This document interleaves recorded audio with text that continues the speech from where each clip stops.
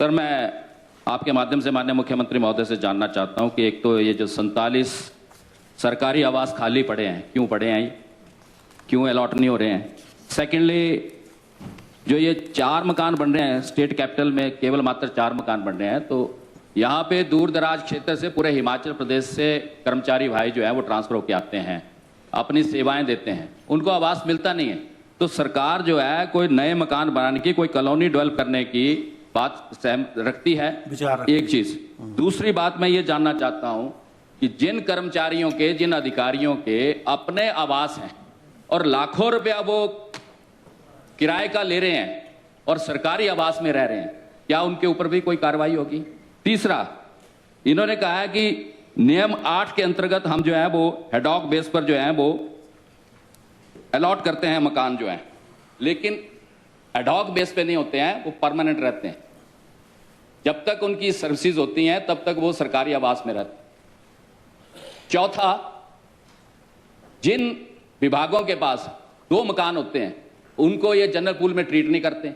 जिनके पास सैकड़ों मकान है उनको जो है वो एडॉक बेस पर जो है वो मकान अलॉट होते हैं। तो क्या इन चारों चीजों के ऊपर माननीय मुख्यमंत्री महोदय जो है सरकार जो है वो संज्ञान लेगी। चलिए, माननीय मुख्यमंत्री महोदय। माननीय अध्यक्ष महोदय, सुझाव कैपिटल होने के कारण सभी विभागों के दफ्तर यहाँ हैं और जो कैपिटल के कारण सरकारी कर्मचारियों की संख्या भी बहुत अधिक है। हमारे पास अभी कोई जमीन उपलब्ध नहीं है कि जहाँ हमें अभी सरकारी मकान बनाए, और निश्चित रूप से जो कर्मचारी जिनको हम एडजस्ट कर सकते हैं, कई प्रकार की हमारे सूचियां बनी हैं कि कोई ज़्यादा बीमार होता है, कई बार उसके फैमिली के सदस्य के, तो उस आधार पर भी, करुणामूलक आधार पर भी कर देते हैं। लेकिन मेरा ये मानना है कि जो संजय रतन जी ने बातें रखी है, इस पर गहन विचार करने की ज़रूरत है। और निश्चित रूप से ये जो 47 मकान खाली है, ये ऐसे है कि कोई आकर हमारे पास दबाव डालता है तो हम उसको दे देते हैं। ये मकान ऐसी हालत में है, फिर वो बोलता है क्योंकि ये मकान तो मिल गया लेकिन वो मकान रहने लायक नहीं है। तो ये 47 मकान इस परिस्थिति में ये खाली है। लेकिन जो आपने बातें रखी उस पर हम विचार करेंगे। Thank you. मान्य श्री संजय, अब आ गया कंप्लीट।